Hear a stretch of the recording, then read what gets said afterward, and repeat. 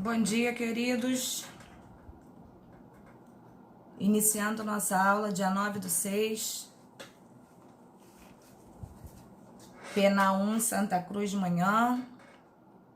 Como vocês estão? Estão me ouvindo bem? Bom dia, bom dia, bom dia, bom dia. Mais uma semana, a gente iniciando aí.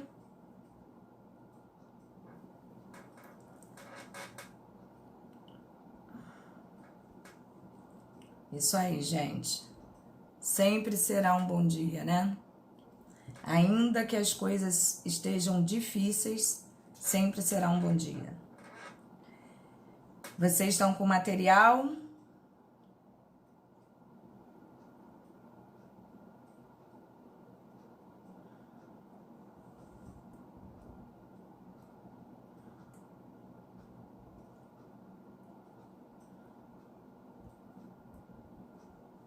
Hoje a gente inicia nosso material número 3.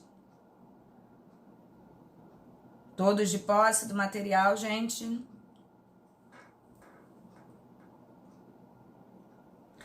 Bom dia.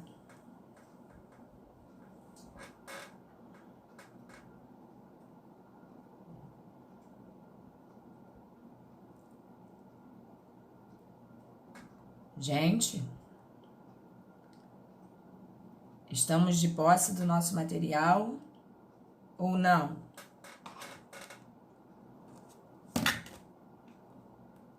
Sim. Sim, professora. Ok. Então já vimos que o material aí é um material... Fala, não vimos nada, professora, só temos o material, mas não vimos nada.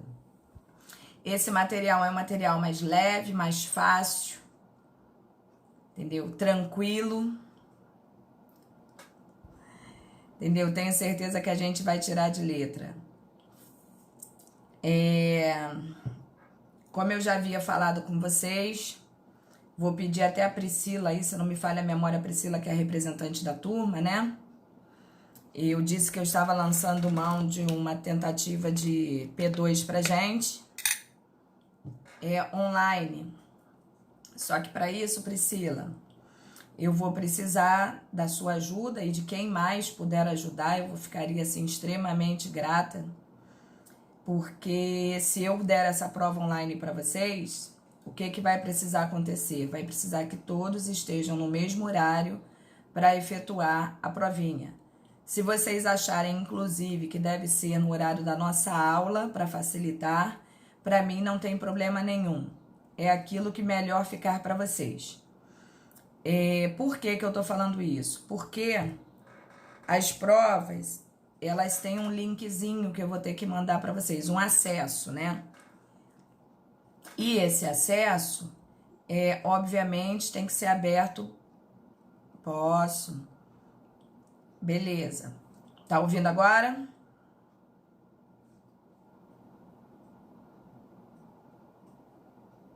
Tá. O que eu tô falando é que eu vou precisar da ajuda de todos vocês para que vocês... Bom dia, Giovana. Para que vocês falem com os colegas, até mesmo aqueles que não assistem à aula, vão poder efetuar a prova, né? A nossa, nem a prova, a nossa avaliação, por celular, por computador, não tem importância. Só tem a necessidade que seja no mesmo momento para todos. Por quê? Porque esse link que eu vou enviar para vocês é um link que tem que ser aberto por todos no mesmo momento. A partir do momento que ele fechar o tempo que foi programado, as pessoas não terão mais acesso a este link. Então, existe essa necessidade, né, que todos estejam conjuntamente, ativamente praticando.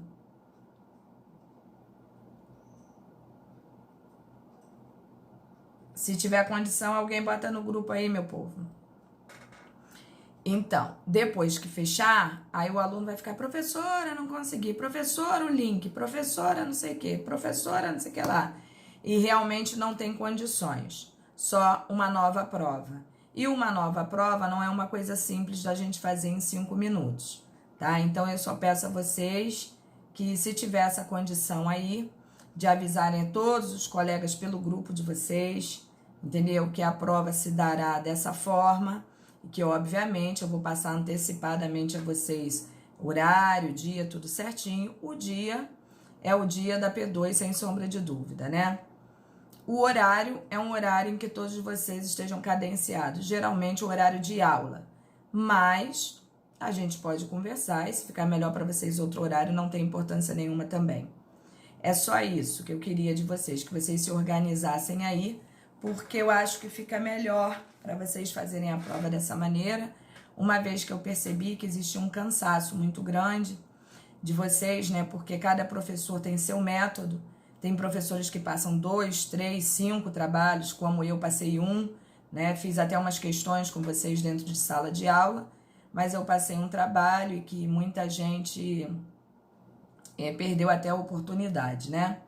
Então, eu gostaria só que vocês se cadenciassem nesse sentido, que fossem avisando um ao outro que a nossa prova pode ocorrer dessa maneira.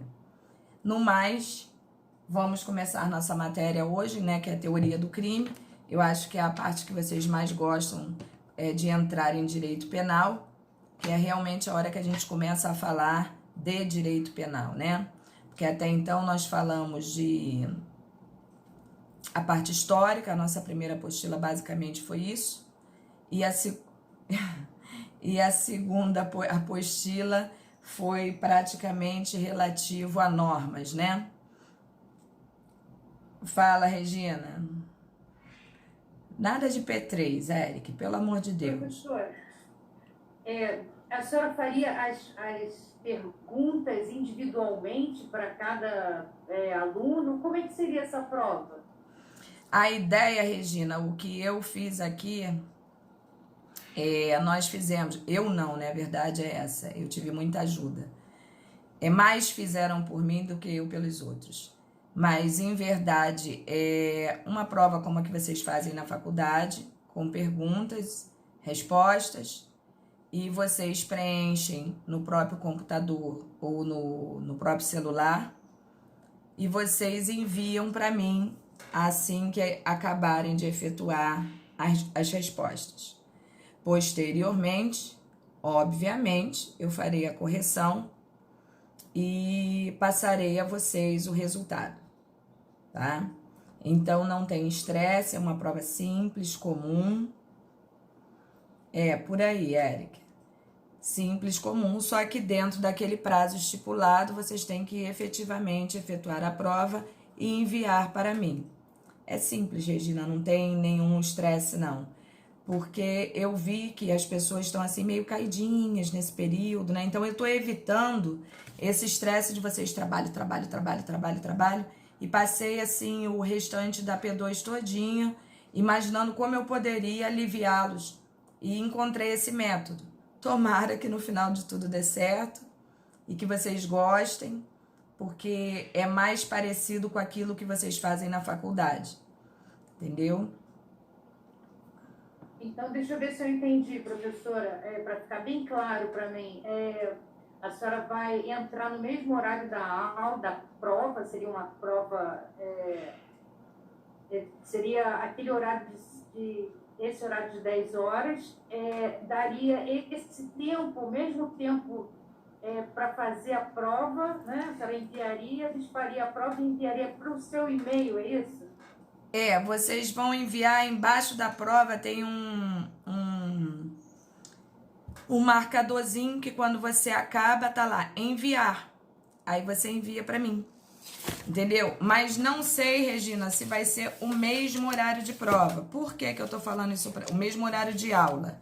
Por que que eu tô falando isso para vocês? Porque, obviamente, eu sou professora e, além de professora, eu sou aluna, sou gente, sou ser humano igual a vocês, né? E eu sei que nós temos material disponível, em que em nenhum momento eu vou falar para vocês, não usem, eu não sou maluca, né? Então, a única coisa que eu peço é que vocês façam numa boa. Já falei que eu não tenho a menor intenção de prejudicar ninguém, nem aqueles que não conseguiram alcançar a nota, tá? Podem ficar tranquilos. A intenção que eu tenho sempre é de ajudar, sempre é uma intenção muito boa. E aqueles que não conseguiram alcançar, não se desesperem. Tudo no final se ajeitará, se coordenará, entendeu? Pode ser que a prova, vocês têm 2 horas de aula, pode ser que a prova no horário de aula seria bom, né, Giovana? Eu também acho. E assim, pode ser que a prova dure 1h20, eu não sei a quantidade de questões ainda que eu vou colocar, mas são questões simples, a verdade é essa. Se forem questões somente de múltipla escolha, é marcar uma opção, não tem outra, uma. E se for uma prova mista, tanto de múltipla escolha quanto discursiva, as discursivas, se houver, que eu ainda não sei, serão respostas muito simples, muito. Geralmente assim, sim ou não, o artigo. Pode usar o código? Pode usar o código. Tá? Então, eu não vou pedir nada absurdo a vocês. Fiquem tranquilos. Ficou claro para todo mundo isso aí? Professora. Oi. Bom dia. Bom dia. O que acontece? Em questão do horário da prova, uma coisa que é bom avaliar legal, porque, assim, pessoas, inclusive hoje, eu já recebi algumas mensagens aqui de pessoas que não vão poder assistir por causa que não estão com internet em casa, porque tá só pelo dados.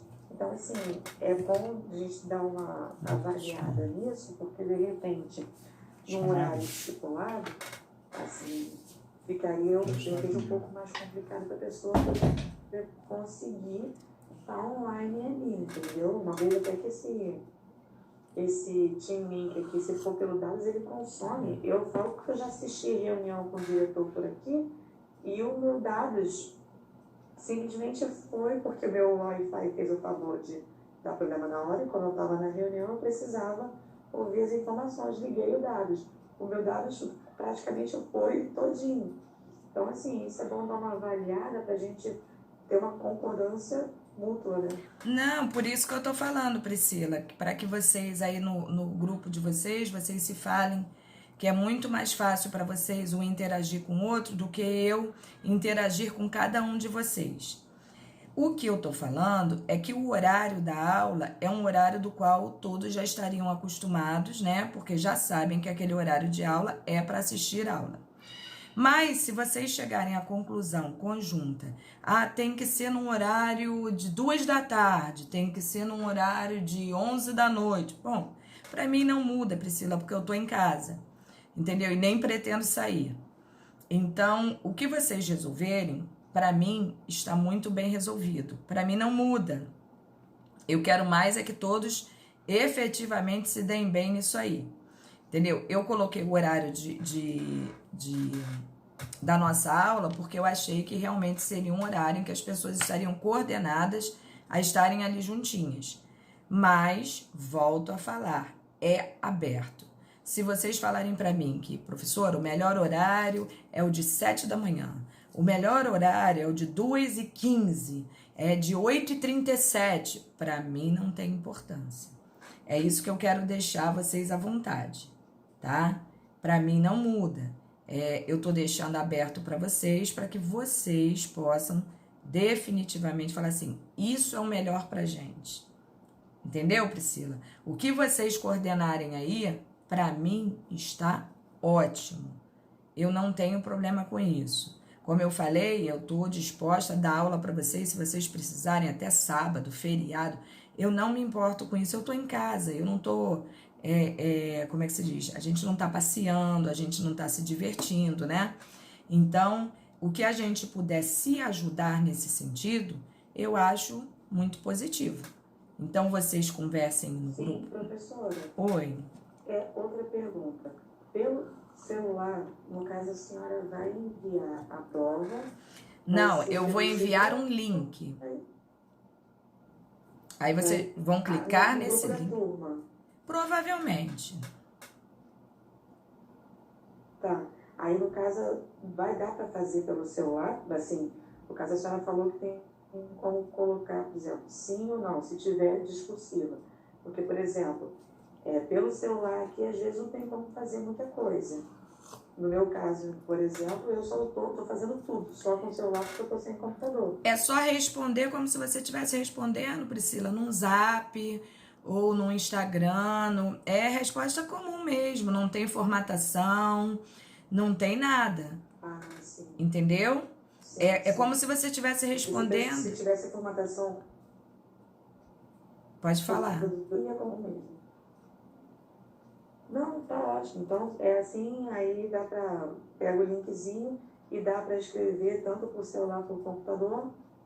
E aí envia dentro daquele horário fixado para todos. Isso, Né? isso. A minha preocupação do horário é só essa. Por quê? Porque depois que fechar o programado, só uma outra prova. Por isso que eu tô deixando aberto para vocês. Se cotizem aí, né? Para ver assim, professora, nós decidimos que o melhor horário é X. Ótimo, para mim tá ótimo. Ah, o melhor horário pra gente é 3 da manhã. Eu linko para as 3 da manhã e vocês vão fazer. Para mim não muda. Eu quero a mudança para vocês. Eu quero que a mudança seja boa para vocês. Porque para mim não vai mudar. Entendeu?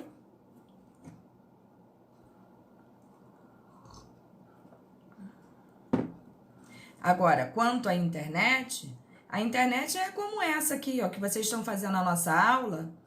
A internet é a mesma. Não vai puxar mais dados, menos dados, que consome, como a Priscila falou ali, consome. O Team Link é o catiço mesmo. Mas, dentro daquilo que vocês puderem programar para melhorar, eu ficarei extremamente agradecida e tenho certeza que vocês também, por tirar esse peso, né, de trabalho das costas e por ser uma coisa simples. Respondeu, enviou, acabou.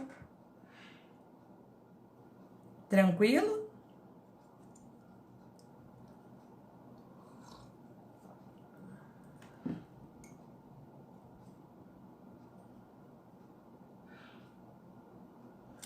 Maiara, mas aí, veja bem, aí fica muito complicado eu dar uma prova para cada um em horários diferentes.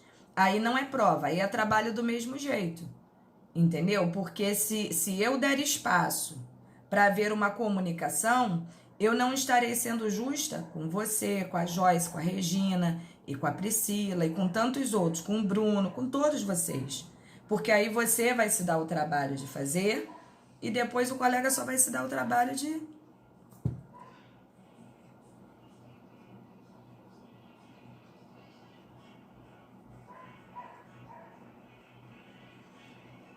Pois é, Mayara, mas aí como é que fica? Imagine eu ter que fazer, se vocês quiserem, eu faço o método de trabalho mesmo, passo para vocês, entendeu? Vejo um tema, para mim não muda. Eu só tô querendo aliviar para vocês.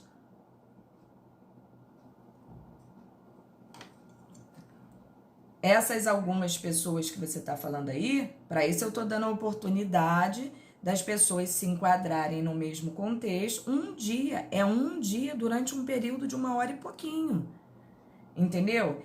Eu estou dando assim, estou falando com bastante antecedência para que as pessoas possam se programar da maneira como vocês, para isso eu estou dando para vocês essa oportunidade. Eu não estou estipulando, tem que ser neste horário. Eu estou falando para vocês conversarem, ver, esse daqui pra gente, professora, fica maravilhoso, ótimo, não tem importância, então vamos fazer nesse aqui. É isso que eu tô falando. Agora, se vocês falarem pra mim agora, professora, a gente prefere trabalho. Então tá bom, se a gente prefere trabalho...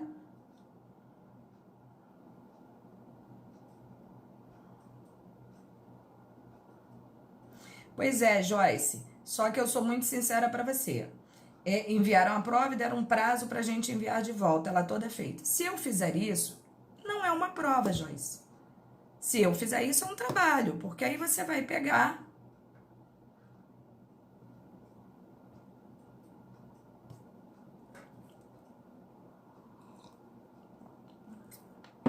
Gente, olha só. Eu sei que vocês nunca tiveram uma prova minha. A minha prova não é uma prova para sacanear aluno. A minha prova é só para saber o que o aluno aprendeu. Não cai nada diferente daquilo que eu dei em sala de aula. Nada. Sabe o que é nada? Nada. Até porque eu não tenho a menor intenção em ferrar ninguém.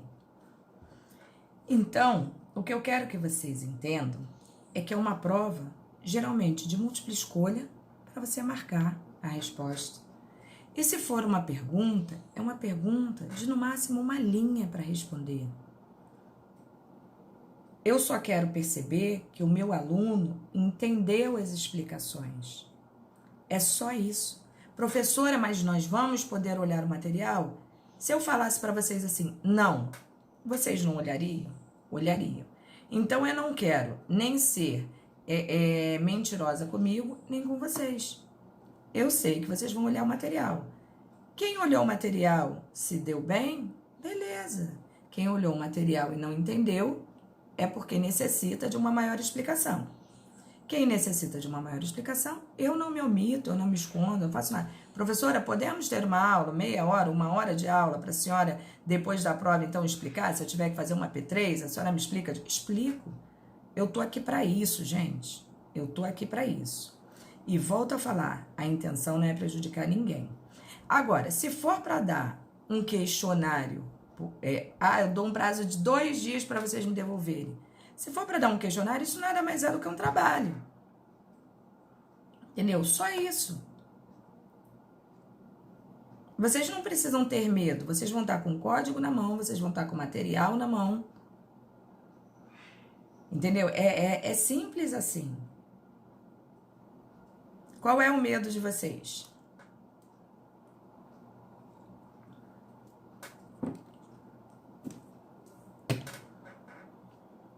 Eu achei, inclusive, que vocês fossem gostar muito, porque eu acho que é muito mais fácil. Professora, o seu método, assim, eu entendi o que de fato é. No caso, a senhora também quer dar a César o que é de César, né? Não dá aquele espaço de estar passando resposta um para o outro, realmente aquela coisa. Quem sabe, sabe, quem não sabe, não sabe, vai precisar alcançar, né, uma explicação melhor da matéria para poder ter o entendimento. Realmente é uma coisa boa. Só que eu acredito que o medo da galera aqui é mais em questão mesmo de não conseguir, por exemplo, de ter erro com a internet aqui. Teve dias aqui em casa de faltar luz e eu ficar assim, sem até meio-dia, né? Sim. Priscila, agora isso tudo eu entendo. Eu ontem mesmo dei aula sem internet aqui em casa. Eu tive que rotear a internet do meu celular para o computador para que eu pudesse dar aula ontem. Eu compreendo isso tudo. O que eu não estou compreendendo é que os alunos que assistem aula, que estão presencialmente, eu não estou conseguindo entender a dificuldade de vocês nisso. Porque a mesma internet que vocês estão gastando aí agora é a internet que vocês vão gastar efetuando essa avaliação. Qual é a dificuldade existente nisso? É pelo contrário, gente. É clicar no botãozinho e pronto. Vocês estão com o celular aberto ou o computador aberto, o material está do lado. Não tem erro numa situação dessa.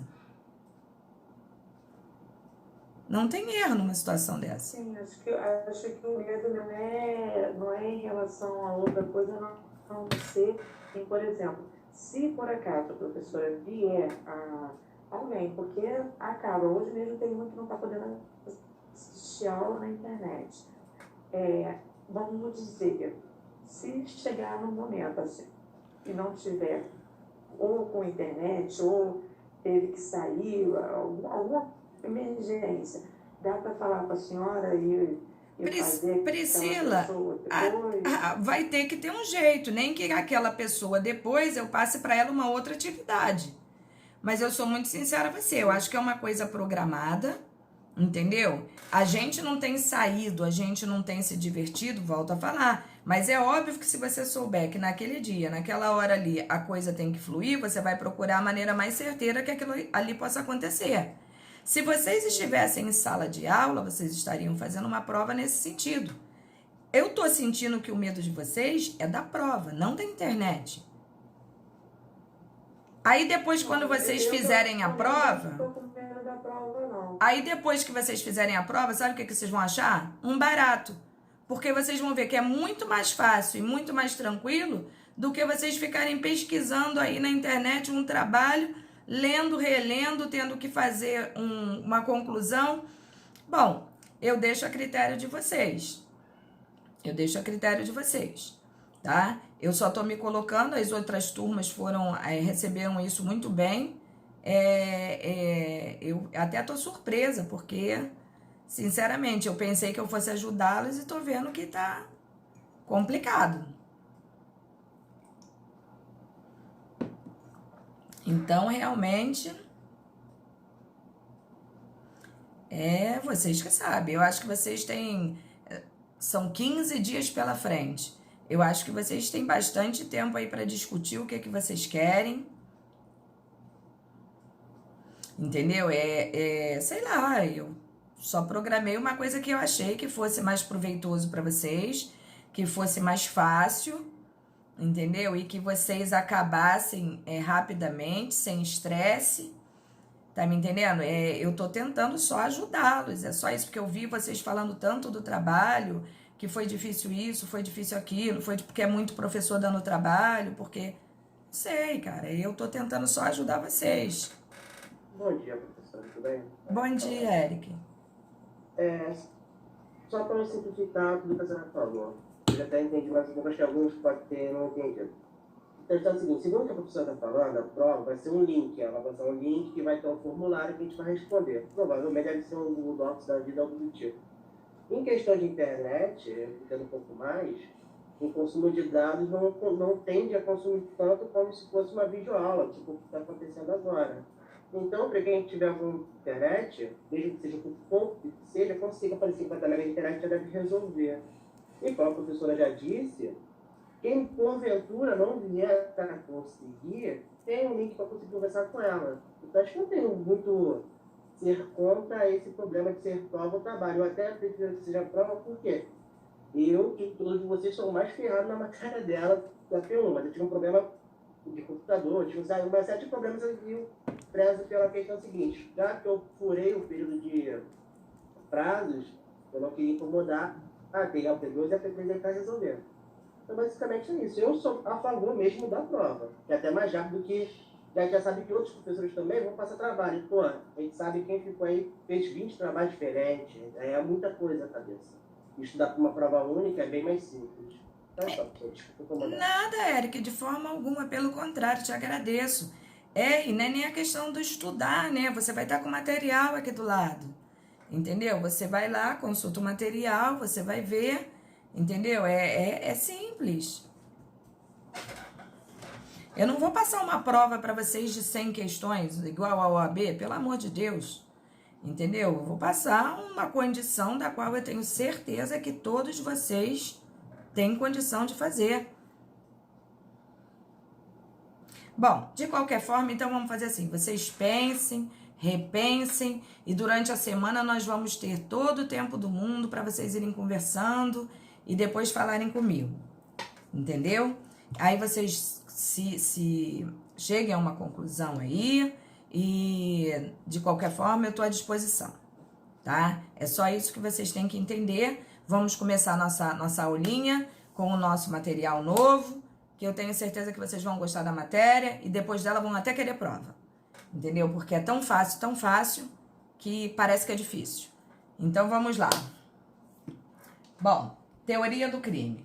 Muita coisa das que estão nesse material aqui nosso, muita coisa já foi falada dentro de sala de aula, o que vai facilitar a vida de vocês imensamente, porque a maior parte do que está nesse material vocês já viram, porque a gente acaba comentando e acaba introduzindo esses aspectos em exemplos que vocês às vezes trazem e a gente acaba falando, né?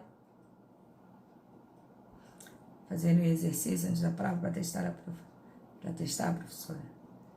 Regina, podemos, quantos vocês necessitarem. Eu acho, vocês estão tão assustados que eu tô assim, mas eu acho, eu já falei isso para vocês e vocês ainda não acreditaram. Eu acho que quem não acredita em vocês são vocês, porque eu acredito. Eu falei para vocês que essa turma aqui, eu venho falando isso para vocês reiteradas vezes. Essa turma de vocês é uma excelente turma.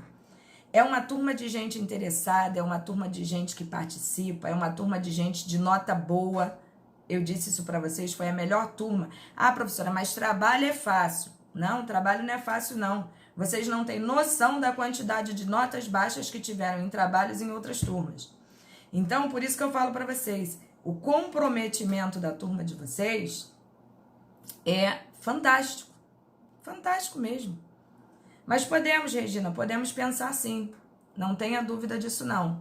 A gente vai conversando durante a semana e a gente faz o teste, nem que seja assim, né, com 2 perguntinhas, para que vocês entendam como funciona. Não tem problema, Regina. Estou aberta a isso aí. Só para que vocês deem aquela relaxada, entendeu? Relaxem, porque não tem nada demais, pode acreditar. Tá bom? Eu já falei para vocês, confiem em vocês primeiro, depois confiem em mim. Doutora, bom dia. Bom dia. É Maiara. Fala, Maiara. Então, eu acho que a questão para muita gente não é nem se ter medo da prova em si. O que pesou foi a questão do prazo, para fazer aquele prazo.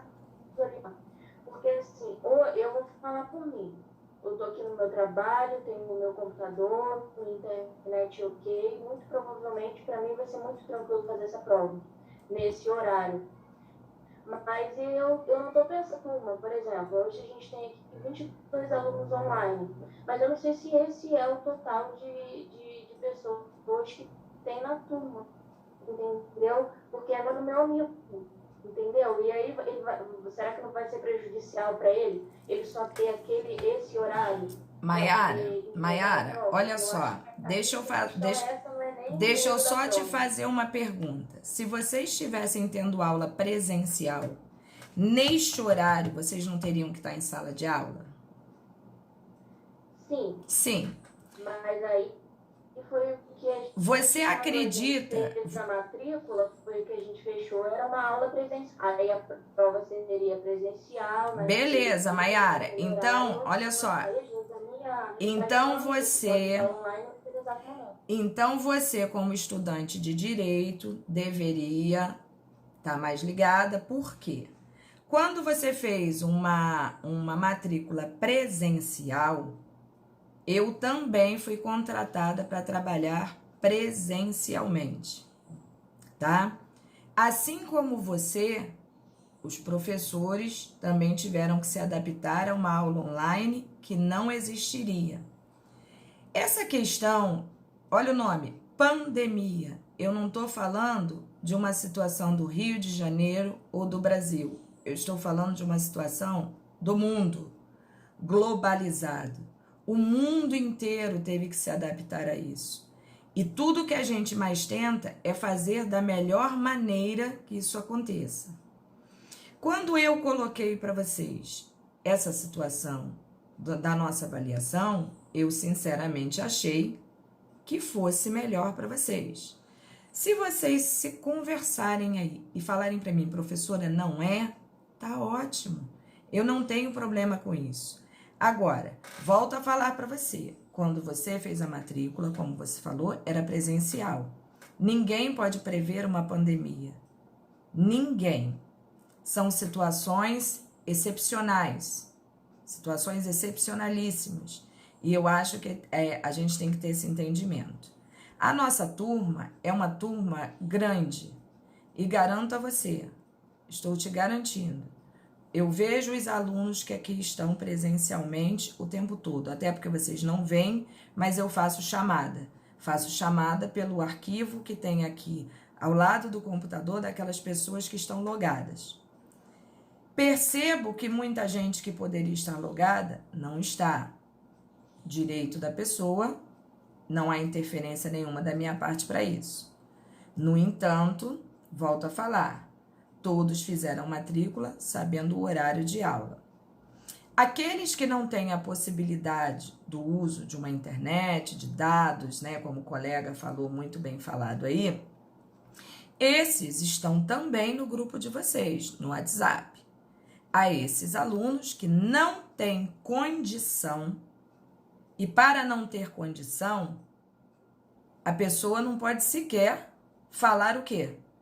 Num celular. Essa pessoa vai entrar em contato comigo e eu conversarei com ela e dobrarei os meios. Agora, eu não vejo a coisa dessa maneira, porque numa turma, vamos supor, de 100 alunos, na atualidade, obviamente, a gente tem que ver condição financeira, condição técnica, condição de tudo. E a gente tem que observar realmente isso tudo para que agrade uma maioria. Eu só não tenho condição de fazer. Para Maiara, eu faço trabalho. Para Luísa, eu faço a provinha. Para fulano, eu passo um questionário. Para Beltrano, tem que ser às 3 da tarde, às 5 da tarde, às 6 da manhã. Não, gente. Eu acho que eu estou avisando com antecedência, eu estou tentando ver a situação de todo mundo e peço a vocês também que vejam o esforço das pessoas que estão desse lado aqui para poder agradá-los, para poder cumprir as metas, para poder alcançar todos os objetivos, entendeu? E eu tenho tentado isso e graças a Deus tenho conseguido, porque nosso material está terminando e vocês vão ver que ao final disso, vocês todos vão estar bem. O que eu estou pedindo para vocês é que nós temos 15 dias pela frente, 15 dias. E dentro desses 15 dias, vocês podem conversar entre si e nada me aborrecerá, nada me aborrecerá. Professora, decidimos por isso, decidimos por aquilo, tá? É óbvio que não é uma coisa, não é uma tampa de caixão, gente. Não é um engessamento. As pessoas que não tiverem condição, essas pessoas me procurem, eu vou olhar a presença daquelas pessoas, porque quem já assistiu a aula tem condição de fazer, e, se for o caso, óbvio, oportunidade para todos, óbvio, isso é inegável. Volto a falar, não estou aqui para prejudicar a ninguém. Pelo contrário, achei que fosse ser legal para todo mundo. Entendeu? Mas se vocês chegarem à conclusão de que não, sem problema. É isso que eu tô falando. Sem problema. É o melhor para vocês. Professora. Eu sou uma só. Vocês são vários. Fala. Professora, aqui é Priscila. Só para deixar claro aqui, é que eu prefiro a prova, né? Eu concordo com esse método da senhora, até mesmo para que não tenha, como eu falei logo na primeira fala, que dê a César o de César, né? E seja uma prova e não um trabalho de concurso. Eu prefiro assim também. Mas, por exemplo, eu só tenho essa obrigação de fazer essa menção a outras pessoas, porque, por exemplo, tem um menino que está fazendo aula com a gente aqui, ele não está na aula agora, porque provavelmente deve estar de serviço, né? Então, assim, eu só ponho essa ideia aqui em questão do horário, professora, não é em questão da prova. Eu prefiro 1000 vezes a prova do que o trabalho, porque a prova a gente trabalha em cima daquilo que a gente mesmo, pelo menos eu, Priscila, gosto de fazer essa análise, se eu realmente estou por dentro do assunto que foi passado. E o trabalho não, o trabalho você simplesmente faz um trabalho, pronto, acabou. Você não tem aquele teste do que você realmente aprendeu ou não aprendeu. Mas eu só ponho na mesa essas questões porque tem pessoas que não podem estar mesmo, né? E que se fosse também em aula, também não poderia estar e também teriam que ver uma outra maneira, né, de acertar, de fazer, ou então simplesmente P3. E torcer que na P3 também, por exemplo, não esteja de serviço, como no caso desse rapaz aqui da nossa turma. Então, só coloco que como representante, eu tenho que estar aqui lembrando de todos. Mas a ideia da prova é muito melhor do que a ideia do trabalho.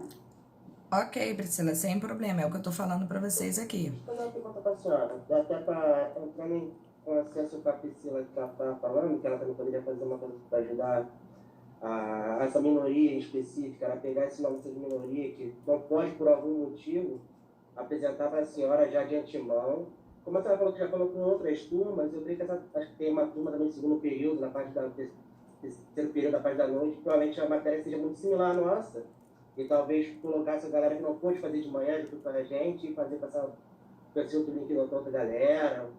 Claro que sim, Eric, claro que sim. Aí trabalhando isso, já de antemão, já que ela já tem uma galera que realmente não pode, não sei quem são, mas ela já, quando você já fala para você, nossa representante, já manda para ela te manda, professora, essa daqui são aquela galera realmente que tem um problema sério de horário. Aí a senhora para encaixar em outra turma, fazer esse horário. Claro que e no sim. dia da nossa prova, calhar de acontecer um imprevisto com algum de nossos amigos, até mesmo comigo, com a Priscila, a gente chegar em particular com a senhora e ver um outro esquema. Claro. Melhor saída. Claro que sim, Eric, tudo, mas é isso que eu tô falando, tudo é exatamente abrir a mente, né, e tentar resolver. A gente não pode criar um problema para depois resolver. A gente não pode, para cada solução, gerar um problema, né? A gente tem que fazer e evitar de qualquer maneira que eles aconteçam. Entendeu? Imprevisto é uma coisa, né? Agora, claro que dá. Tenho 3 turmas de P1, de primeiro de PENA 1, não deu para fazer ali, vai fazer com outra turma, não tem problema nenhum. Para isso eu tô falando, me passa com antecedência, as pessoas que não conseguirem, entrem em contato comigo. Professora, nesse horário, nesse dia, sei lá, não dá. Tem como eu fazer? Tem sim. Agora, obviamente, gente, isso é uma minoria da minoria, né? E obviamente também, tô avisando com antecedência, uma prova de uma turma não é igual à prova de outra turma, entendeu? Então, não adianta nem essa coisa de, eu vou esperar, não é igual, tá? Provavelmente as questões também não sejam iguais, de repente, dentro da mesma turma, entendeu? Então, é o que eu falo para vocês, acalmem, a intenção não é ferrar ninguém, não vou botar questão da ordem para vocês fazerem, as questões são minhas, daquilo que meu aluno aprendeu, da capacidade que eu sei que meu aluno tem, porque eu não sou doida. Obviamente, eu não vou pedir nada fora do contexto daquilo que vocês já sabem. Não tenham dúvida disso. Volto a falar, confiem primeiro em vocês e na capacidade de vocês e depois em mim. E aí vocês vão me dizer se podiam ou não confiar nessas 2 situações. Podemos começar ou ainda temos dúvidas quanto a isso aí? E dúvidas vão acontecer mesmo, tá? Para isso nós temos 15 dias pela frente.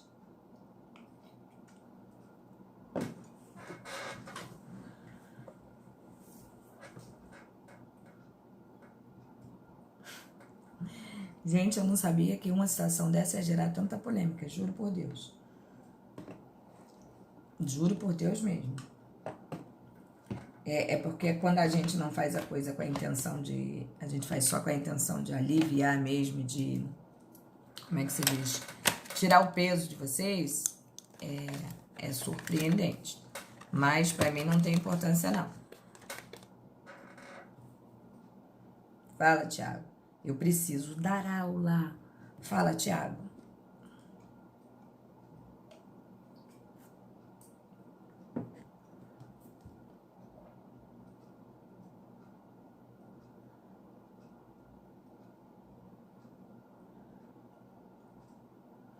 Vamos começar.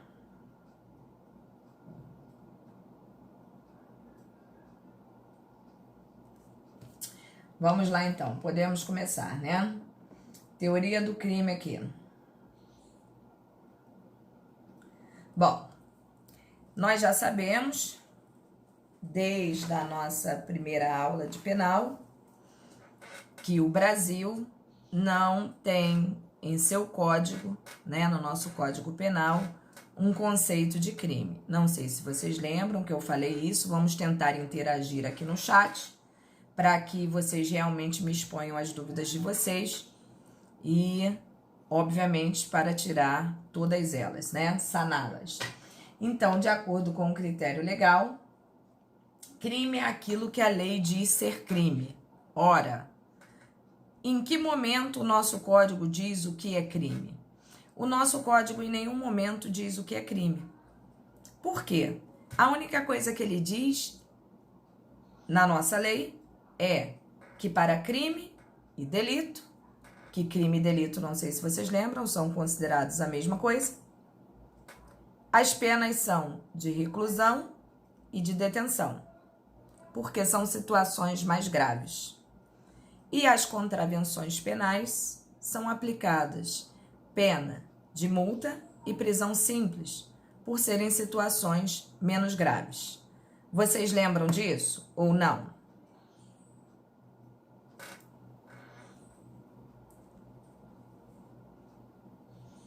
Estão me ouvindo bem? Lembram? Beleza. Então, olha só. Diz o artigo 1º da Lei de Introdução ao Código Penal que se considera crime a infração penal a que a lei comina pena de reclusão ou de detenção, quer isoladamente, quer alternativamente ou cumulativamente com a pena de multa, ao passo que a contravenção é a infração penal a que a lei comina isoladamente pena de prisão simples ou de multa, ou ambas alternativamente ou cumulativamente. Isso tudo ali para falar exatamente o que eu acabei de falar para vocês. Então, se a gente parar para analisar, o nosso Código Penal, na lei de introdução, ele só fala o que pra gente? Que ao crime se aplica a pena X e que a contravenção se aplica a pena Y. Mas em nenhum momento ele diz pra gente o que é crime e o que é contravenção. E, para tanto, isso ficou a cargo da doutrina, né? Da doutrina que nós possuímos no Brasil, daquilo que realmente e efetivamente a gente estuda para poder aprender. Então, eu vou tentar desenhar aqui para vocês. Eu não sou muito boa de desenho, mas no nosso primeiro dia de aula e segundo, se não me falha a memória, eu cheguei a desenhar isso daqui no quadro para vocês, para que vocês entendam melhor. Só um minuto, por favor. Infração penal, eu não sei se vocês lembram, que eu falei que infração penal era um termo genérico que se utilizava para denominar que uma pessoa cometeu um ato ilícito. Uma infração penal engloba tudo que se considera ilicitude. Professor, então eu posso falar que quem comete crime comete uma infração penal? Claro. E eu posso falar também que quem comete um delito comete uma infração penal? Claro. Até porque crime e delito são a mesma coisa, só muda a nomenclatura. Aí, se eu falar que quem praticou uma contravenção praticou uma infração penal? Sim. Por isso que eu falo para vocês, infração penal é termo genérico, serve para qualquer coisa. Agora, eu não sei se o cara praticou um crime ou uma contravenção. Ah, eu não sei, então não seria certo eu falar. Então, neste sentido, eu vou falar que ele praticou uma infração penal. Perceberam? Agora, o cara praticou um crime, eu sei que ele praticou um crime, é crime. O cara praticou uma contravenção, é contravenção, não tem problema nenhum. Então, infração penal é uma forma genérica da gente salientar que uma determinada pessoa cometeu um ato que a lei condena. Então, olha bem. Tô tentando aqui.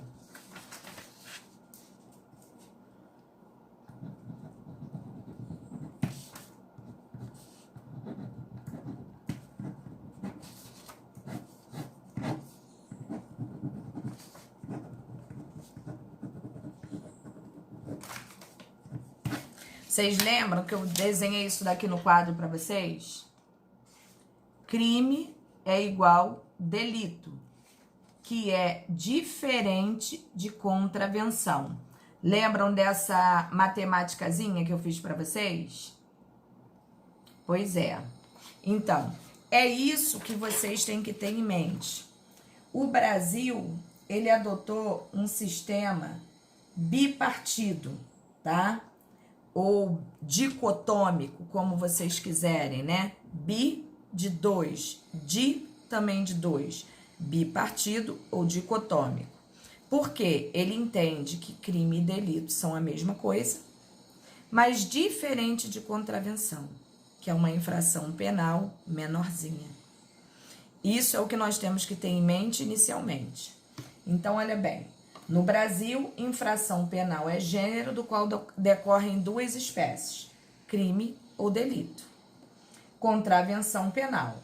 Por conta dessas duas espécies do gênero infração penal, disse que o Brasil adotou o sistema dicotômico, concepção também utilizada na Itália e na Alemanha, só para ilustrar, só como exemplo.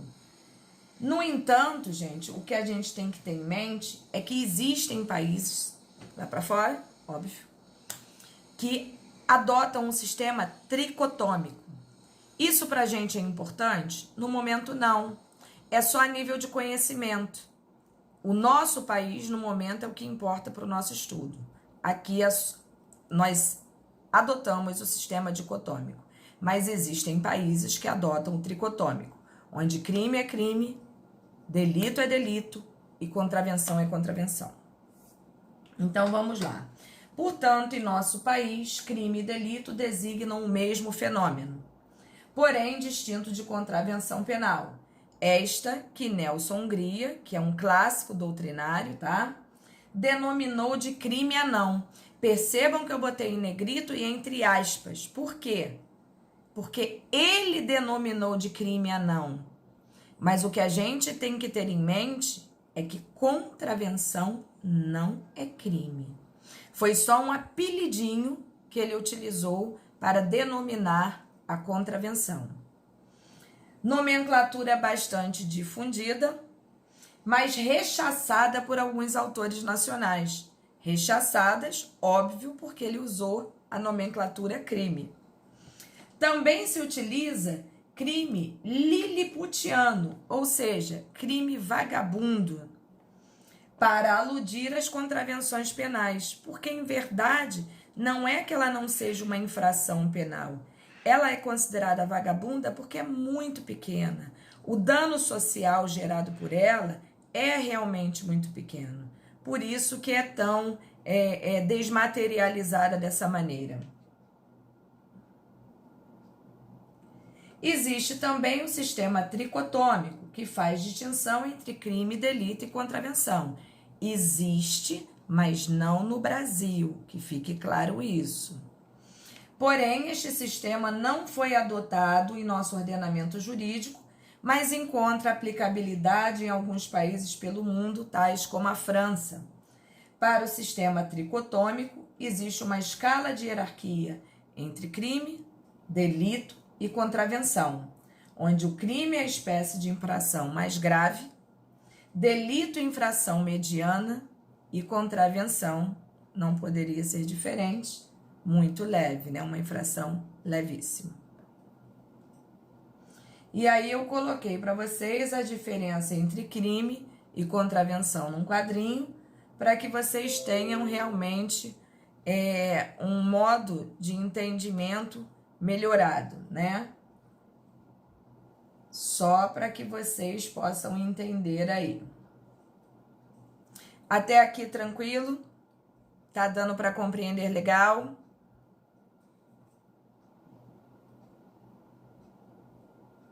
Beleza. Então, olha só.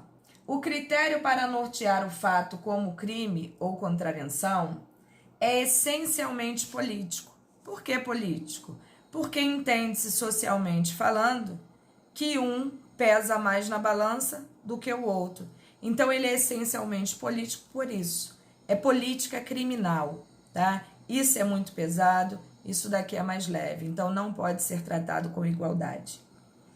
Entre outras palavras, razões políticas vão ditar a classificação de um fato como um crime ou uma contravenção. Via de regra, os mais graves são crimes, os menos graves contravenções penais. Vejamos um exemplo. Até 1997, porte de arma consistia em contravenção penal. Olha isso. Né? Parece que foi ontem. As pessoas utilizavam um porte ilegal, ou melhor, praticavam, né, dentro da ilegalidade o porte de armas, e elas, quando eram pegas pela polícia, elas respondiam a nível de infração penal.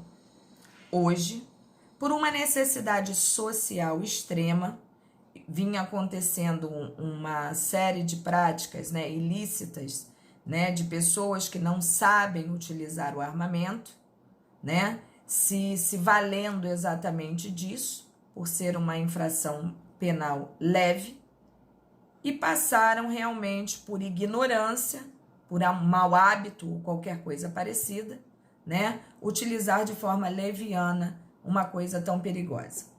E por este motivo, houve uma necessidade social de se transformar aquilo que seria uma contravenção em crime.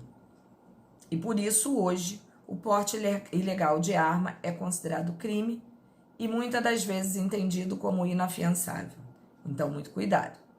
Outra situação que nós temos também para trazer como exemplo, que é mais recente até, é a questão de soltar balões, que também era encarado como uma contravenção penal. No entanto, o soltar balões trouxe tantos efeitos nocivos socialmente falando, que hoje é encarado como crime, inclusive havendo uma lei especial que revela tal assentamento. Giovana, esse exemplo que você deu é muito bom, até você ter trazido ele à baila. Na verdade, nós temos uma lei de drogas, né, que é uma lei especial que trata especificamente deste assunto aí. O legal disso que você perguntou é que, em verdade, não é a quantidade que vai ditar se o cara é um criminoso, ou seja, um traficante, ou se o cara é um usuário de drogas. O que vai ditar, e na verdade o usuário de drogas, eu diria para você que não pode ser encarado nem como uma contravenção. Para você ter ideia, não é que tenha sido assim totalmente descriminalizado o uso. Mas quando alguém é pego com uma quantidade de drogas para uso pessoal, este cara pode ser levado à delegacia e, em verdade, ele vai ser chamado à frente do juiz, e o termo utilizado para o apenamento desse cara é aquilo que a gente chama de admoestação verbal.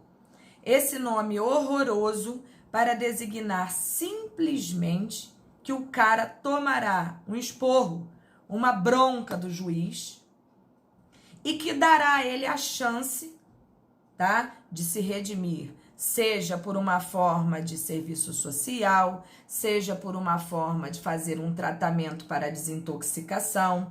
É como se o juiz estivesse dando a ele uma nova oportunidade para que ele possa realmente voltar a ser parte de um corpo social do qual é encarado como normal.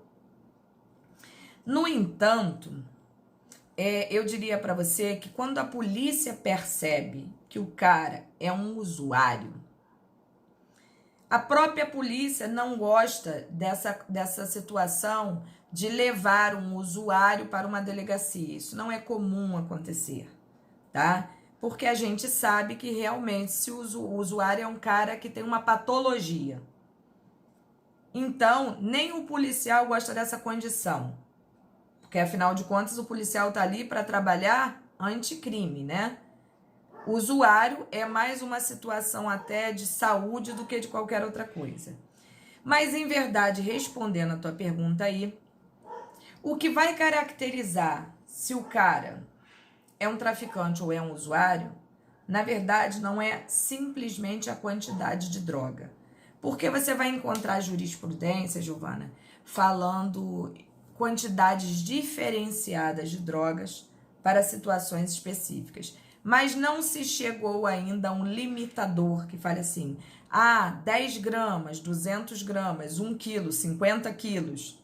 Nós não temos isso previsto. A jurisprudência fala muita coisa, mas isso é altamente discutido. O que vai caracterizar essa diferenciação são as circunstâncias. O que são as circunstâncias? O cara foi pego com droga, diz que é dele, para uso, consumo, mas ele também tem um radinho. Ai, Jesus, ele não tem só um radinho, não. Ele tem 2 ou mais tipos de drogas com ele. Ai, achamos também dinheiro picado, né? Valores, né? 10, 5, 20. Nós achamos também uma mochila com droga. Ele foi pego no local onde a polícia tem conhecimento que ali é local de venda de drogas. Isso tudo vai pesando em relação à pergunta que você fez. Ele tá armado, só piorou tudo, só desgraçou tudo. Entendeu? Então, são as circunstâncias que vão dizer se aquela criatura é usuário ou não. Em verdade, a quantidade da droga, eu diria para você que é o que menos pesa. É óbvio que se você for pego com 1 quilo de cocaína, não vai dar para como é que se diz? Catituar aí, né? Eu comprei para consumo próprio 1 quilo de cocaína, Jesus Cristo, né? Então, são as circunstâncias que vão fazer essa diferenciação aí. Deu para entender, Giovana?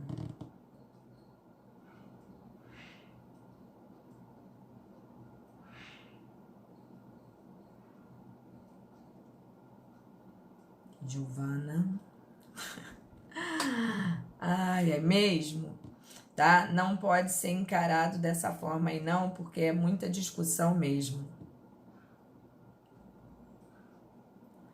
Não, Regina, olha só, nem pode. Essas pessoas aí, principalmente, que elas perdem a noção realmente da realidade, porque eu sei que vocês ouvem muita coisa relativas a isso aí, né? Quando você perde realmente a noção da realidade, você tem uma patologia clínica muito grave, tá? E não pode sequer ser considerado um criminoso, né? Um infrator. Ele, apesar de estar praticando um ato ilegal, ilícito, tá? E é encarado dessa maneira aí, ele é um doente, ele necessita de tratamento. Até mesmo para a Justiça do Trabalho, hoje em dia, isso está sendo muito complicado. Porque até mesmo o alcoolismo tem sido tratado, até mesmo a nível trabalhista, né, como uma patologia, uma doença da qual a pessoa tem que se curar para que ela possa responder pelos atos praticados por ela, entendeu? Por isso é que não tem condição de você manter um cara desse pagando uma penitência, né, uma punição, porque o ato que ele está praticando, em tese, é encarado como uma doença. Tranquilo? Vamos lá.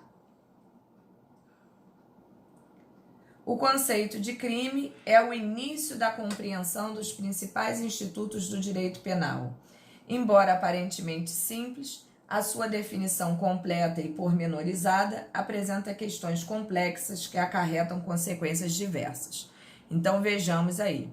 A gente vai ver que para o conceito de crime existem várias vertentes, a nível material, a nível formal, conceitos analíticos de crime. Então, o que a gente tem que ter em mente é que todos eles são funcionais. No entanto, existe uma doutrina majoritária, que é a que eu sigo, não significa dizer que é a que vocês tenham que seguir, tá? Porque, em verdade, a gente tem que seguir aquilo que convence a gente, entendeu? E eu acredito que vocês já tenham maturidade suficiente para verificar aquilo que realmente gera um convencimento em vocês.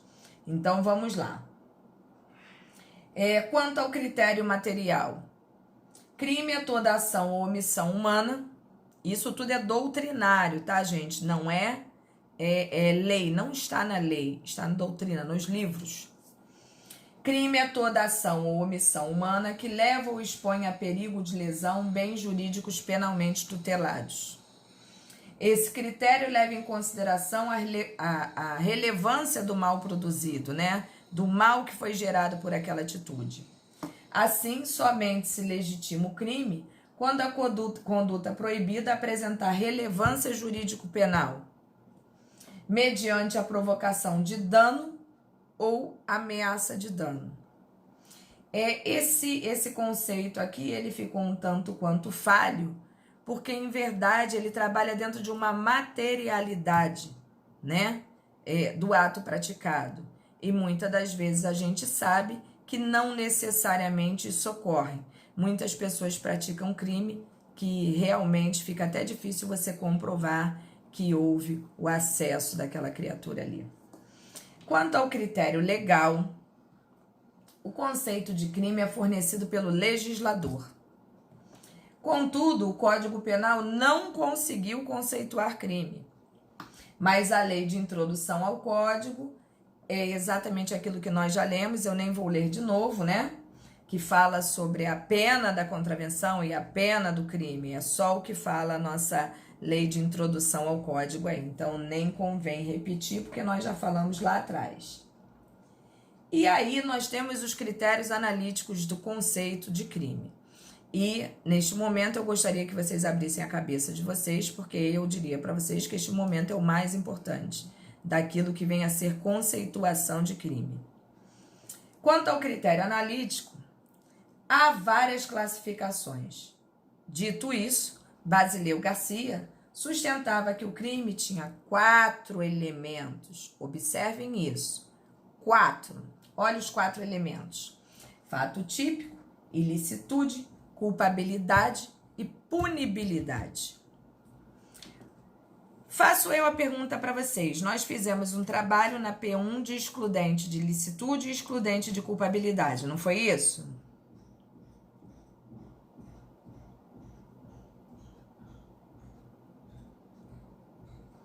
Até porque lá atrás nós chegamos a falar sobre excludentes de ilicitude, no nosso material 2, bem lá no início, nós falamos da exclusão de excludentes de ilicitude e excludentes de culpabilidade. Então, nós já sabemos o que é. Então, vejam bem, para essa teoria aí de Basileu, dos 4 elementos, vamos ver aqui, fato típico. O que é fato típico?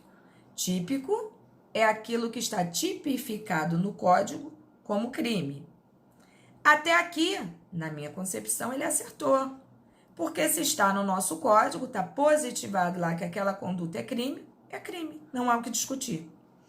Aí ele diz também que crime também é uma atitude ilícita. Eu também concordo com ele. É típico, antijurídico ou ilícito. Antijurídico e ilícito é a mesma coisa, é aquilo que contraria a lei, tá? Então, na minha concepção, ele também acertou. Mas quando ele fala da culpabilidade, eu acho que ele se equivocou um pouco. E eu tenho que mostrar isso para vocês, para que depois vocês tirem as conclusões de vocês. Todo crime, para todo ato ilícito ou típico, existe culpabilidade?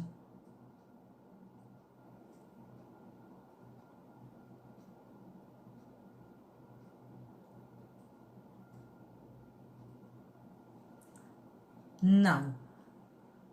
A prova disso são as excludentes de culpabilidade e são as excludentes de ilicitude. E as duas condições fornecem para a gente o suficiente para saber o quê? Que a pessoa só pode sofrer uma pena se ela for culpável. Quando eu tiro a culpabilidade, eu posso fazer alguém ser apenado? Não, professora. Não existe essa possibilidade. Então, nós já vimos que este critério analítico de crime, ele é válido, ele é fundamentado por Basileu ali, e inclusive por outros autores também. Deve ser respeitado, sim, mas eu só estou colocando para vocês o quê? Aquilo que a doutrina majoritária traz, entendeu? Colocando para vocês todas as especificidades para que vocês entendam.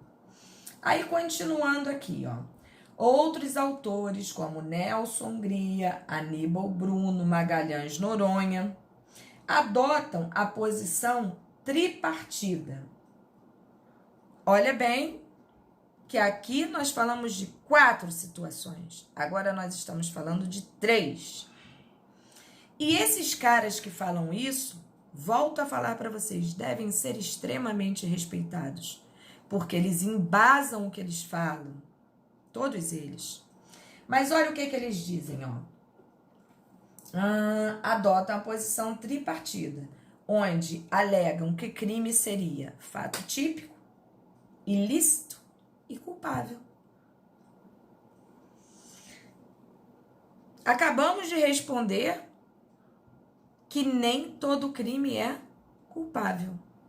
Porque ainda que eu haja com legítima defesa, que tira a ilicitude do ato praticado, eu não posso ser culpada. Mas matar alguém sempre será um crime, correto?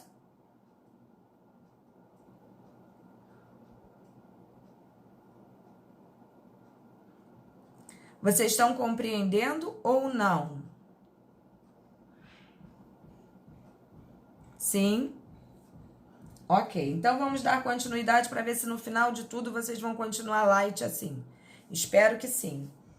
Então vamos lá. Outros, como Damásio de Jesus e Mirabete, ainda entendem o crime como fato típico e ilícito. Fato típico, porque está tipificado no código. Então, não tem o que discutir, é crime. E ilícito, por quê? Porque se é contrário à lei, o fato típico tem que ser ilícito.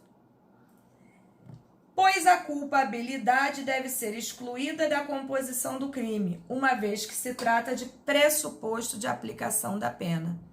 E, para tanto, quem fez o trabalho sabe, vai lá no artigo 59 do CP e vai ver que a culpabilidade é fator exclusivo para o apenamento de um condenado. Então, olha, logo, para o sistema clássico, e quando eu falo clássico, é o predominante, é o majoritário, crime é fato típico e ilícito, ponto, praticado por agente culpável. É diferente de colocar o culpável como característica do crime? É diferente. Como um dos elementos do crime? É diferente, sim. Por quê? Porque se eu averigo que é fato típico e ilícito, é óbvio que ele é praticado por agente culpável. Porque se eu estou em legítima defesa, eu tiro a ilicitude do ato. Então, eu não posso ser culpada. Perceberam isso? Ou não?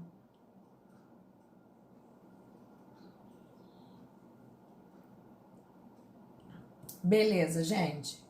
Então, todas essas condições de sistematizar, né, um conceito de crime, volto a falar para vocês, todas devem ser respeitadas. Até porque vocês vão ainda escolher qual a que vocês seguirão. A gente só tem que expor para vocês como a coisa funciona. Então, para a concepção clássica, crime é fato típico e ilícito, ou antijurídico, vocês escolham a palavra que vocês quiserem. Praticado por agente culpável. Porque se ele não for praticado por agente culpável, nós não temos sequer apenamento. Tranquilo isso aí, gente?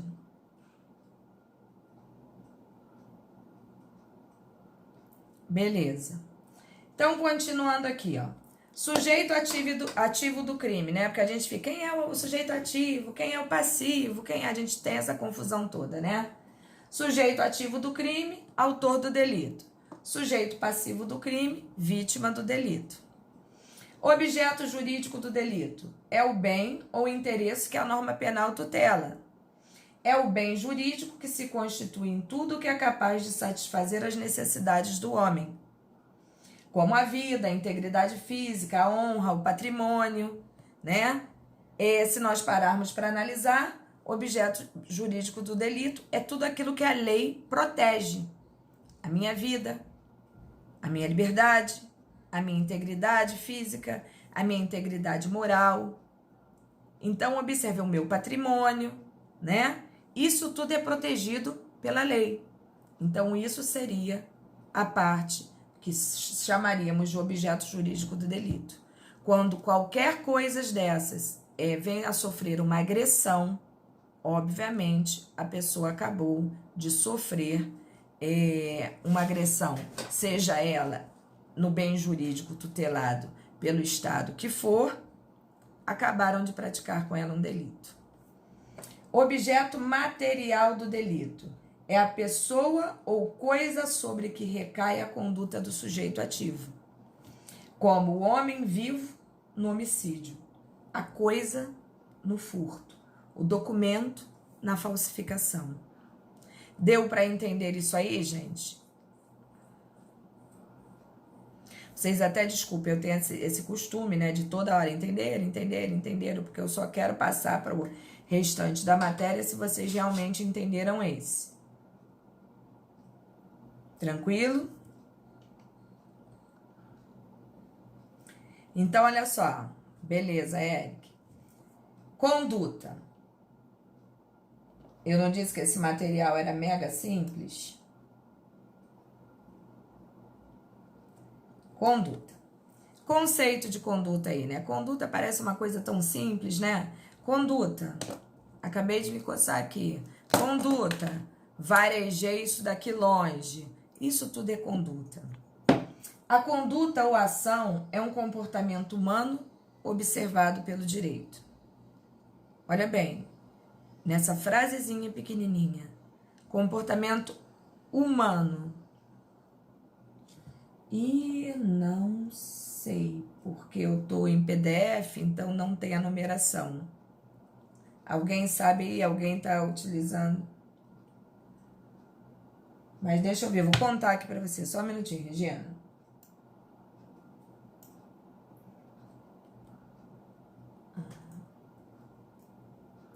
Dois, três, 4, 5, 6, 7,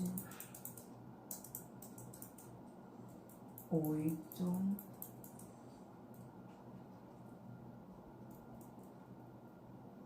9, 10, 11, 12, 13, Regina, 13. Ai, caramba, obrigada, João. Agora que eu vi. Vamos lá. Então, essa frasezinha aí tão simples.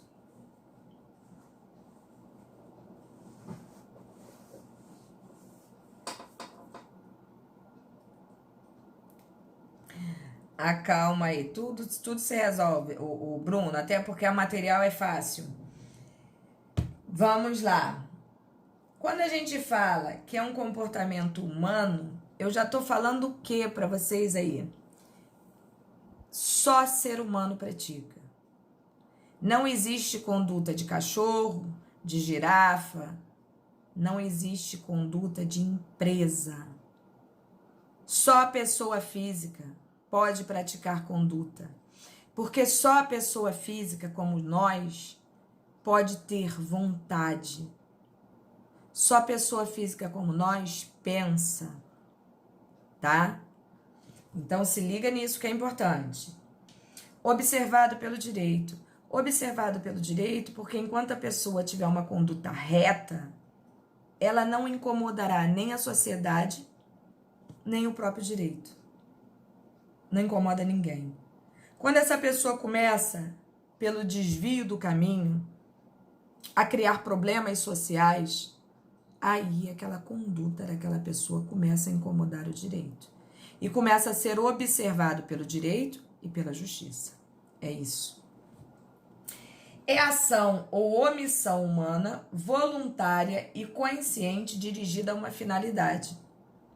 Gente, para analisar o que eu acabei de falar para vocês. É ação ou omissão humana. Professora, mas conduta nem é ação? Não, conduta também é omissão. Nem que seja por uma ficção jurídica. Porque basta para analisar essa situação aqui, quando eu me omito, eu não me omito querendo me omitir? Estou vendo uma pessoa caída ali no chão necessitando de socorro, mas o estofamento do meu carro de couro branco, ah não, essa pessoa ensanguentada ali aqui dentro, nem pensar. Passo direto para não sujar o meu carro. Não me omiti porque eu quis? Ou simplesmente, ah não quero botar a mão, não. Ih, deixa ali, me omiti. Então, até uma omissão necessita de quê? Voluntariedade, da consciência, da prática da sua conduta. No direito penal, a palavra ação é empregada em sentido amplo, abrangendo tanto a ação propriamente dita, como a omissão, como eu acabei de explicar para vocês. Deu para entender isso?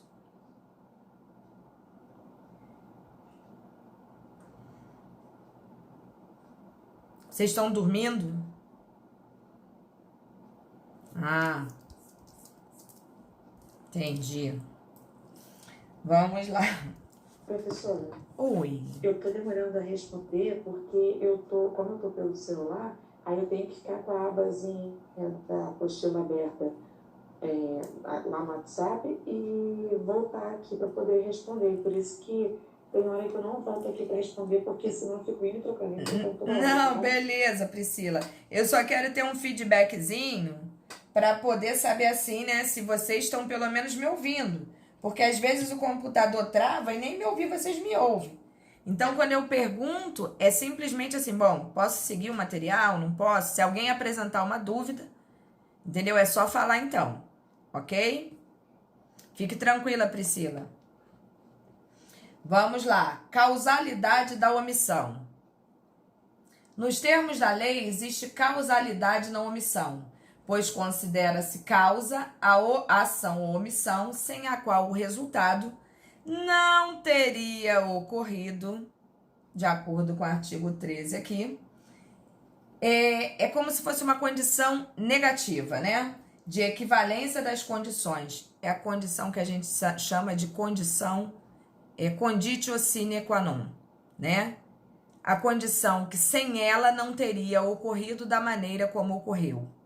É condição sine qua non, tá? Se eu me omito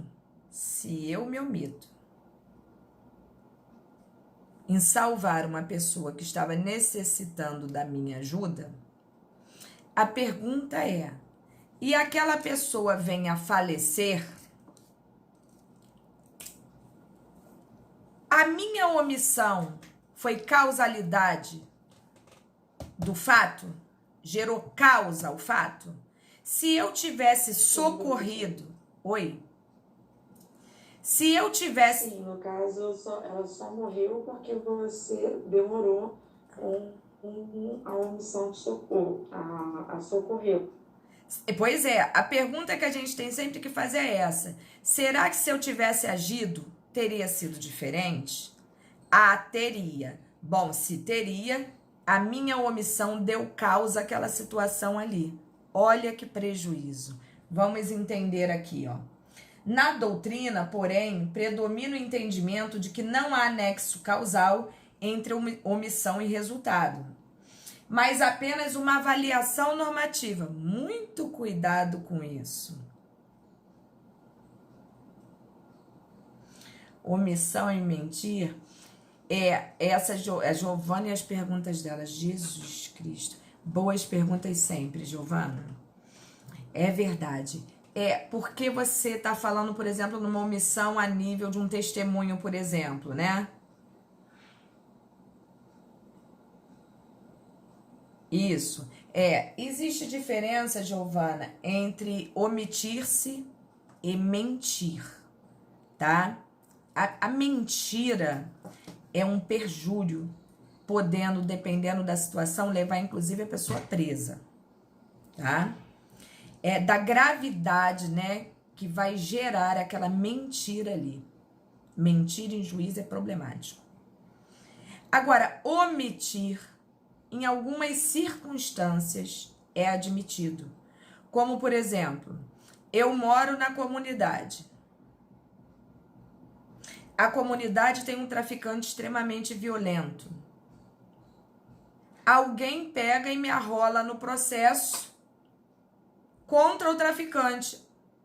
O MP, por exemplo, o Ministério Público, me arrola no processo para ser testemunha contra o traficante. Eu sou obrigada a falar? Não sou obrigada a falar. A lei me dá essa base. Tudo aquilo que me coloca em risco, eu não sou obrigada. Assim como eu não sou obrigada a testemunhar contra pai, contra mãe, contra irmão, contra marido, contra filho. Eu não tenho essa obrigação. A lei, inclusive, libera. A omissão pode ocultar a verdade, com certeza. Mas em circunstâncias específicas, ela é altamente admissível. Entendeu? Porque aí vai valorar a questão do peso, né? Ah, eu vou falar a verdade aqui. Mas depois esse traficante aqui, ó, vai mandar me matar. O que é mais valoroso? A verdade ou a vida? Ah, é a vida. Então eu não me obrigo a falar. Deu para entender, Giovana?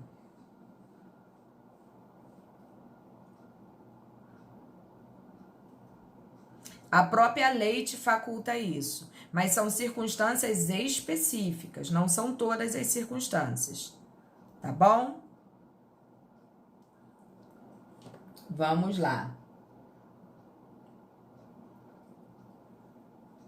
Então, ó, o agente seria punido não por causar um resultado, mas por não ter agido para evitar o resultado. Então, a omissão é considerada crime, sim.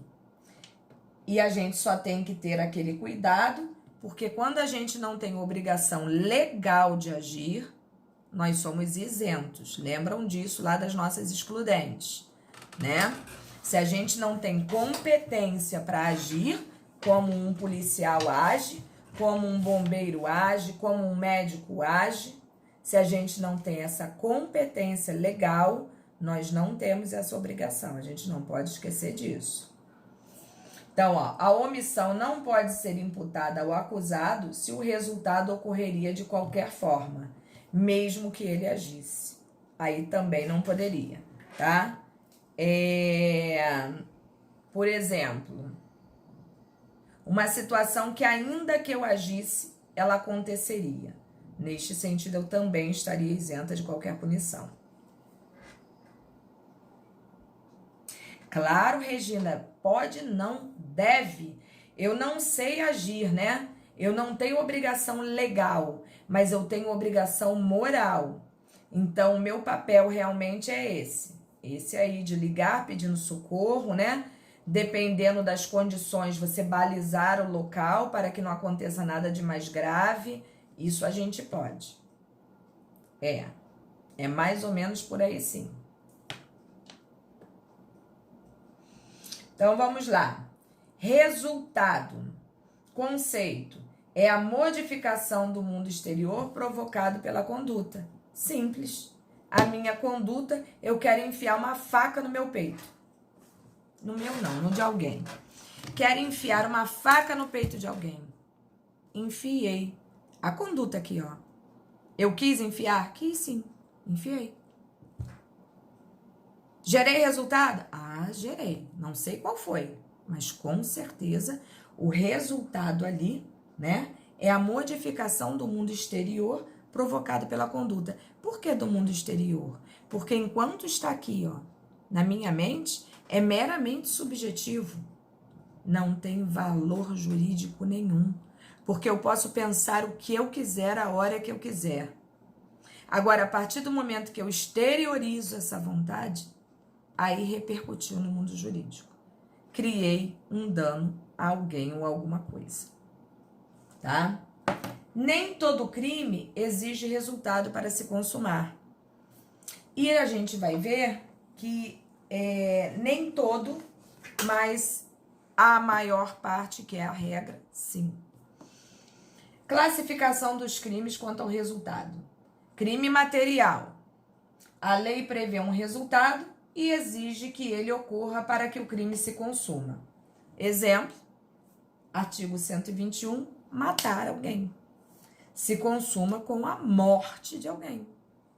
Isso é uma classificação a nível material. Formal. A lei prevê um resultado, mas não exige que ele ocorra para o crime se consumar. Exemplo, artigo 159, sequestrar com o fim de obter. Consuma com sequestro, consuma-se com o verbo ação, tá? Por que que a gente fala assim, ó? Sequestrar com o fim de obter. Obter o quê? Qualquer coisa. Obter alguma coisa em troca, obter dinheiro, não importa. Por que que não importa? Porque já sequestrou. Obter alguma coisa é mera o quê? É um mero plus ao crime, tá? É o que a gente chama na intercrimes, na linha do crime, que eu expliquei isso a vocês lá atrás, é o famoso exaurimento. Porque o importante é o quê? É o sequestrar, é a ação, e a ação já foi tomada, tá? Então, a formalidade do ato já foi feita, por isso, crime formal. Crime de mera conduta. A lei não prevê qualquer resultado, ela não tá nem aí. Consuma-se com a própria conduta. Exemplo, artigo 150, entrar no domicílio alheio. Professora, mas eu entrei para pegar uma pipa. Não me interessa. Tu entrou? Tu pediu? Deixaram? Se a pessoa quiser imputar a você esse ato, ela vai imputar. Porque o crime você já praticou, mera conduta. Se você tinha o resultado de pegar a pipa, de furtar a casa, de roubar a casa, de estuprar alguém, não importa. É mera conduta. Você já entrou, já tá ali. Não importa sequer o resultado que foi. Ah, eu entrei para pegar a pipa, mas não peguei. Ih, não tá nem aí. Entrei para furtar, mas não furtei. Azar, deu azar. Mas é crime de mera conduta por isso. E aí vem nexo de causalidade. Nexo de causalidade, também chamado de nexo causal ou relação de causalidade. Nós vimos há uns 3 minutinhos atrás, nós falamos sobre isso, até daquela condição sine qua non, que nós colocamos aqui. É o elo que existe entre a conduta e o resultado. É a relação de causa e efeito existente entre a ação ou omissão do agente e a modificação produzida no mundo exterior. Nós não acabamos de falar disso? O nexo de causalidade integra o fato típico, pois existe a necessidade de se verificar se o resultado é ou não imputável ao agente. Ou seja, se foi este que deu causa ao resultado criminoso. O exemplo, quero dar uma facada em fulano. Eu dou a facada, exteriorizei a minha vontade, a pessoa morreu. A pessoa teria morrido se eu não tivesse dado a facada? Não. Então, há nexo de causalidade entre o ato, a conduta praticada por mim e a pessoa ter morrido? Sim. Então, eu sou responsável pela conduta praticada. Eu sou a criminosa.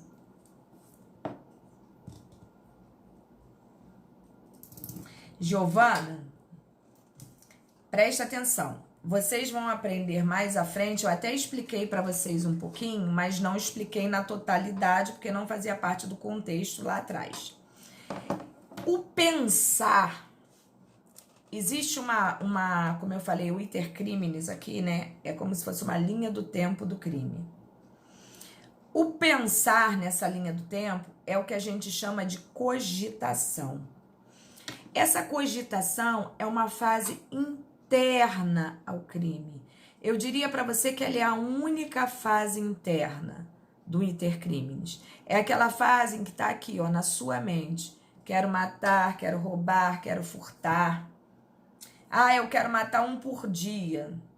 Enquanto você está pensando, não existe a menor possibilidade de você ser punida por isso. Não existe relevância jurídico-penal. Nem a justiça, nem o direito está nem aí para o que você está pensando. Aí você me faz a pergunta assim, e o planejamento é considerado crime? O planejamento, pelo que eu estou entendendo aí, é a segunda fase do intercrimes, que é a fase que a gente chama de atos de preparação, atos preparatórios. É aquele momento em que eu pensei, quero matar, e quero matar dando facada. Aí, a fase interna daquilo que eu estava pensando, que estava simplesmente no meu mundo subjetivo, no meu mundo psicológico, eu a exteriorizo e passo a fazer o quê? Bom, já que eu quero matar alguém esfaqueando, eu tenho que comprar uma boa faca. Ah, vou aproveitar para imobilizar a pessoa, vou comprar também uma corda, porque eu quero matar, mas primeiro eu quero amarrar para que eu não sofra consequência. Ah, depois também, eu acho que eu vou comprar uma pá, porque eu quero enterrar esse ser, né? E aí eu saio para comprar a faca, e a corda, a pá, o saco, sei lá o que mais. Neste momento, eu já passei a exteriorizar a minha vontade subjetiva. Ela já está no mundo exterior. Então, atos preparatórios já são parte externas ao crime. Professora, qual é a importância disso para o crime? Em tese, nenhuma. Porque o ato que eu estou praticando ali, comprar faca não é crime, comprar corda não é crime, comprar saco não é crime. Então, por enquanto, eu também não pratiquei nada ilegal. Mas isso pode ser modificado se, por exemplo, eu comprar uma arma não legalizada. Por si só, em atos preparatórios, eu acabei de praticar um crime autônomo. Deu para entender?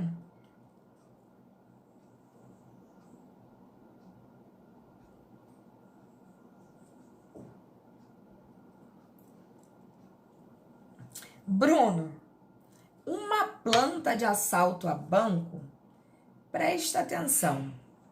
Como é que seria uma planta de assalto? Seria uma planta de um banco. Se fosse uma planta de um banco, isso não é crime nenhum, né? Agora, eu posso ter a planta e mais o plano. E mais o plano, o planejamento, né? Pode ser encarado como um possível, entendeu? Uma possível associação criminosa, inclusive.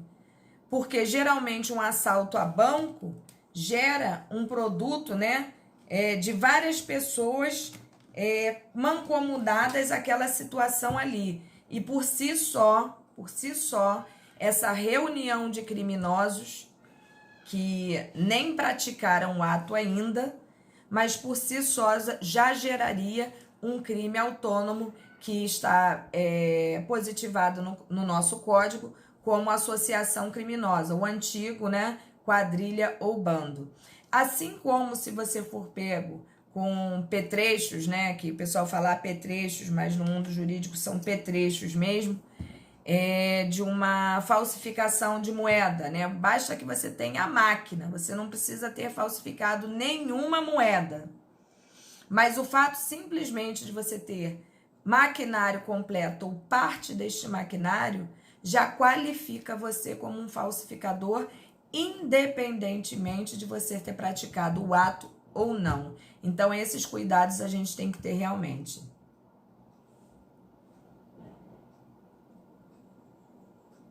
Ah, sim, vai ter que se explicar. Vai ter que se explicar. Não é legal, não é nada vantajoso. Não é nada vantajoso, não.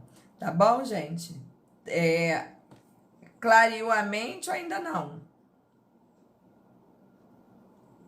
Beleza. Vamos lá, estamos terminando.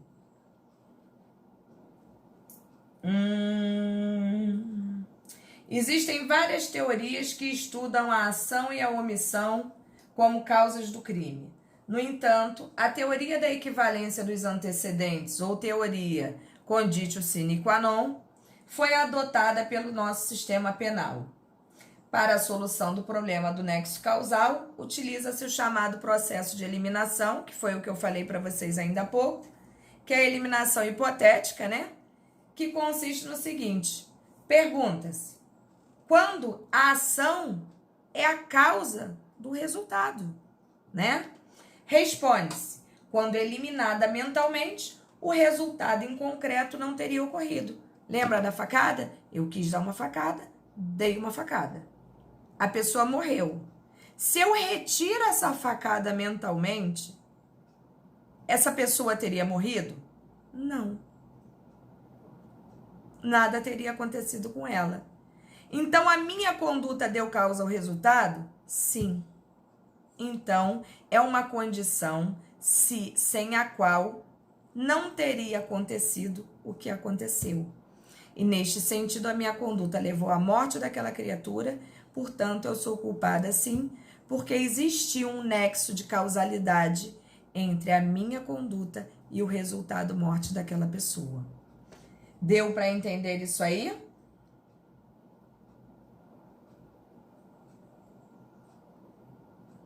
Sim. E para fechar, eu vou dar um exemplo para vocês, ó. Batista almoçou, saiu de casa, comprou uma arma. Mais tarde matou Asdrúbal com aquela mesma arma. 4 fatores estão descritos na frase acima.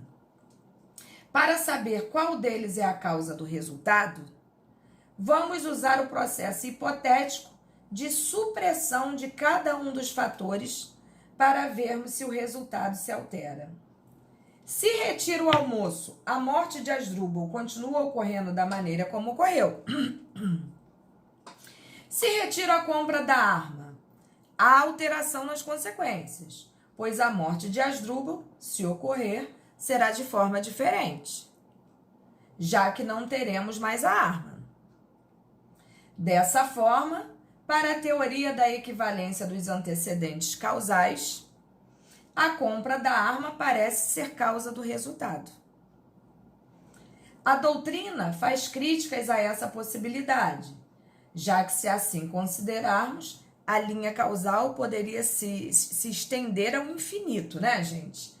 Até mesmo o fabricante da arma ou o lojista que a vendeu poderiam ser considerados causa eficiente do resultado da maneira como ocorreu. Ah, eu comprei a arma, mas eu comprei a arma porque fulano me vendeu. Fulano só me vendeu porque a fábrica X fabricou a arma, senão não teria como ele me vender. Ah, mas fulano que gerou a matéria-prima, que vendeu, e aí não acabaria nunca mais, né? No entanto, não há que se responsabilizar um outro. Olha bem, já que não houve dolo ou culpa da morte, no sentido da pessoa que vendeu aquela arma, tá? Então é nisso que a gente tem que se ligar. Asdrúbal escorregou e caiu em um precipício, conseguindo segurar-se em um galho. O galho é fraco e está para se romper. Batista, seu inimigo, passando pelo local, avista Asdrúbal pendurado e resolve adiantar os acontecimentos. Serra o galho e Asdrúbal cai, vindo a falecer. Se Batista não tivesse cortado o galho, Asdrúbal teria morrido quando o galho se rompesse. Sim. Parece então que Batista não teria dado causa ao resultado. Será? Essa impressão acontece porque o conceito de causa do CP está incompleto. Se Batista não tivesse cortado o galho, Asdrúbal não teria morrido da maneira como morreu. Batista agiu com dolo e responderá pelo resultado. Até porque, se nós pararmos para analisar, olha aqui o que poderia acontecer. Se antes de Batista passar, passa outra pessoa pelo local, e vendo Asdrúbal ali de pendurado, estende a mão para ajudar, tentando pegar Asdrúbal. Mas ao estender a mão, Asdrúbal se desequilibra e cai. O sujeito que tentou ajudar deu causa ao resultado, mas não responderá porque não houve dolo nem culpa.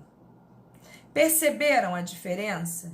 Então, o nexo causal, além de tudo, ele tem que vir apontando a direção também numa vontade externalizada, tá?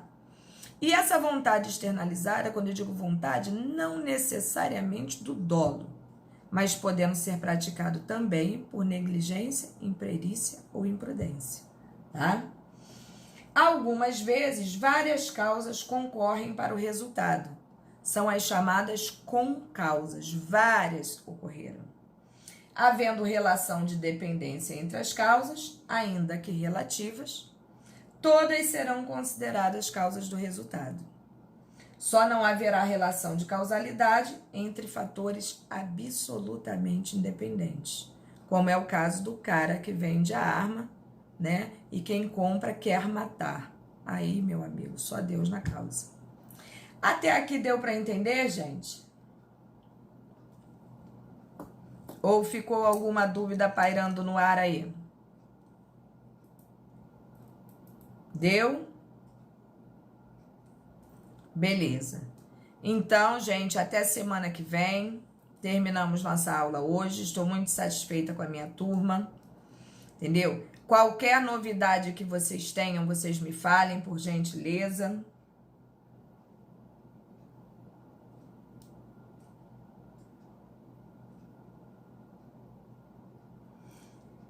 Ok. Respondendo a Regina aí muito rapidamente. Obrigada, Giovana, para você também. Regina, se for um exemplo de um acidente do qual você atropela uma pessoa numa área de risco, você pode realmente se evadir.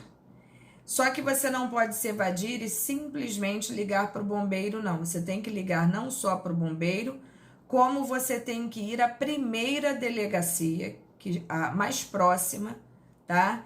E chegar lá e relatar, ó, acabei de atropelar uma pessoa, não parei porque era uma área de risco, eu corria risco de vida, ou melhor, de morte, como falam agora, né? E por esse motivo eu não tive condições de parar. E ali você vai relatar os fatos. A partir daí, não é que você não vai responder ao processo, mas você não responderá a nível criminal a título doloso, entendeu? E sim culposamente, porque você agiu dentro dos parâmetros legais para a situação praticada por você. Tranquilo?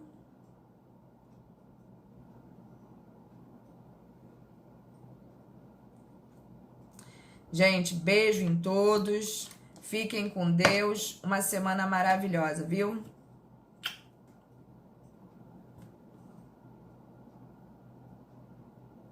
Beijo, Regina.